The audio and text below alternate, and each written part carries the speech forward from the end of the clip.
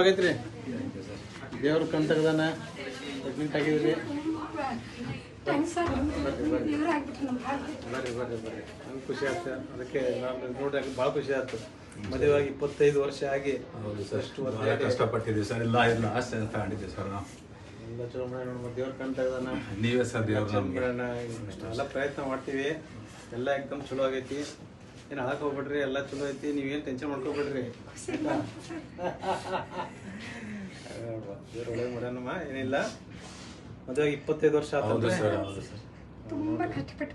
ನೋಡ್ರಿ, ನೀವು ಟೀಚರ್ ಆಗಿ ಇಷ್ಟು ಜನಕ್ಕೆಲ್ಲ ಕಲಿಸಿ ಹೌದು ಸರ್ ಉಪಕಾರ ಮಾಡಿರಿ. ಆದ್ರೂ ದೇವ್ರು ನಿಮಗೆ ಸಹಾಯ ಮಾಡ್ಯಾರ ನೋಡ್ರಿ. ಎಲ್ಲ ನಮ್ಮ ಅಮ್ಮ ಇದನ್ನ ನಿಮ್ಗೆ ಸಜೆಷನ್ ಕೊಟ್ರಿ ಸರ್. ಹಂಗಾಗಿ ಲಾಸ್ಟ್ ಚಾನ್ಸ್ ಅಂತ ನಾವು ಇದು ಬಂದ್ವಿ ಸರ್. ನೀವೇ ಸರ್ ನಮ್ಮ ದೀಪ ಉಳಿಸಿರೋದು. ಚಲೋ ಚಲೋ.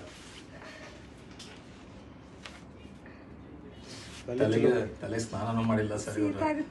ಇಲ್ಲಮ್ಮ, ಏನಾಗೋದಿಲ್ಲ. ಅವೆಲ್ಲ ಸುಮ್ಮನೆ ಹೇಳ್ತಾರೆ ನೋಡ್ರಿ. ವ್ಯಾಲ್ಯೂ 6,011 6011 ಎಕ್ದಮ್ ಫಸ್ಟ್ ಕ್ಲಾಸ್ ಐತಿ. Thank you sir.